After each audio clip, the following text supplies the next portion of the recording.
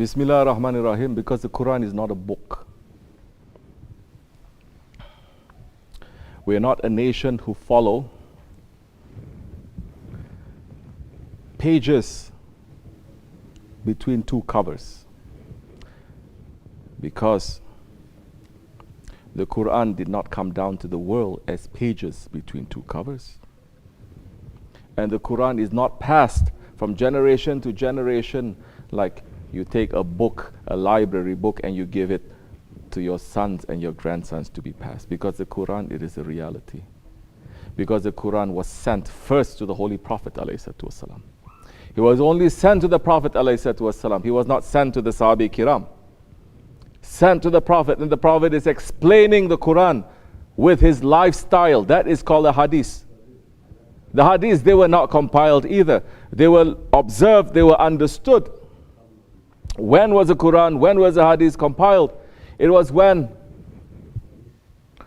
the Muslim Ummah was spreading so much, and there are people who are outside of the culture of the Prophet ﷺ, outside of his language.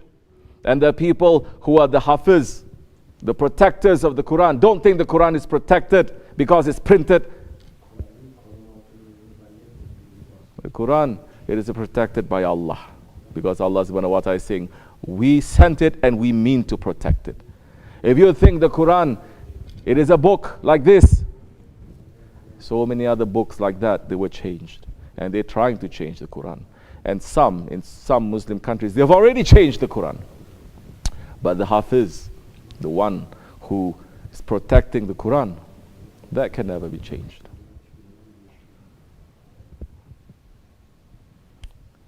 So now,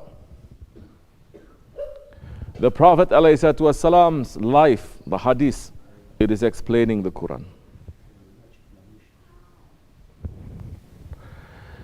And the Sahabis, they took this knowledge from the Prophet, who took the knowledge from Allah subhanahu wa ta'ala, and they put it in their lives. And these are the original sheikhs. So those ones who are trying to separate, to say, why are you not reading the Quran? Why are you reading your sheikh book? Why are you reading the hadith? You should only follow the Quran. Oh, you belong to the Quran alone movement, that group that is making open kufr.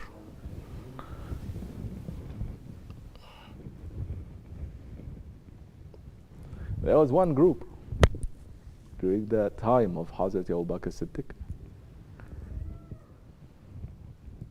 Forget about hadith. They were following hadith. They were living in the lifetime of the Prophet ﷺ. They just did not accept one thing. They did not accept the Khilafat of Abu Bakr Siddiq. And they say, we only follow the Quran. Abu Bakr Siddiq pulled out the sword and finished all of them.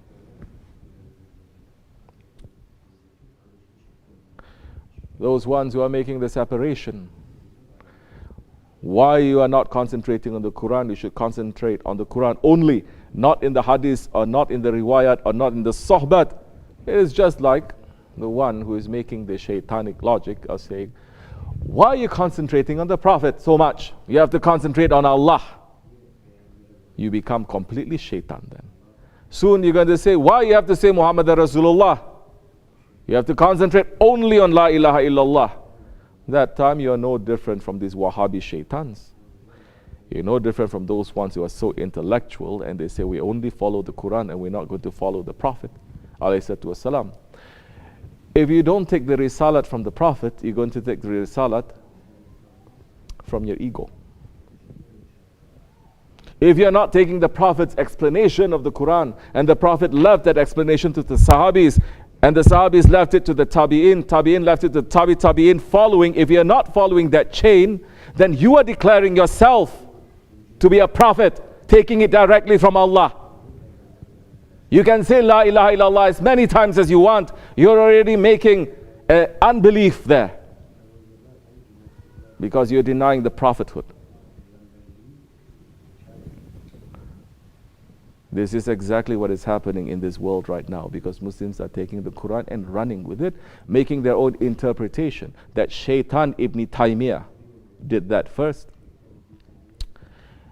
and other shaitanic regimes started to follow, and this whole mess that this world has come into since the fall of the Khilafat is, they don't want to follow the representative of the Prophet.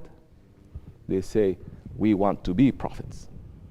Prophet is dead, we are alive. This is what they're saying when they say Prophet is dead. We are alive. And some even go so far to say, when we actually give salawats, we don't give salawat to Prophet, you know. We give a salawat to Muhammad ibn Abdul Wahhab, because he's the one who revived the religion. Yeah. Muslims are filled with so much tolerance. If you're so tolerant, why don't you eat in the bathroom? Why you have to make a separation between what is clean and what is dirty? If you're so tolerant, why don't you poison yourself or your children? Why you have to say, why are we making a separation? We have to love everything. But when Muslims, they lose their faith, they start thinking they have more wisdom, they have more intelligence, and they have more guidance than the Prophet himself, than the Sahabi Kiram. This is what is happening now. This is exactly what Dajjal wants to happen. This is exactly what is happening. This is what Dajjal is doing. Dajjal is not going to come to make you to don't believe in Allah. Never forget that. He's going to take your belief of Allah and he's going to take it into another sirat, into another way, into another path, into a path that is deviant, into a path that is pulling Allah's anger, into the opposite of the Fatiha. Don't think Dajjal is going to come and say there is no Allah.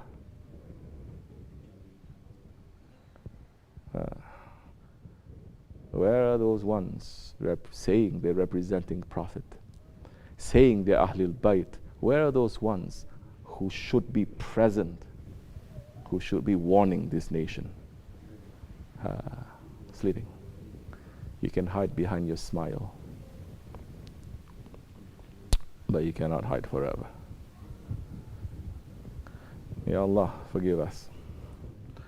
Lakum dinukum waliyad-din. To you, your religion, and to us, our religion. It's okay.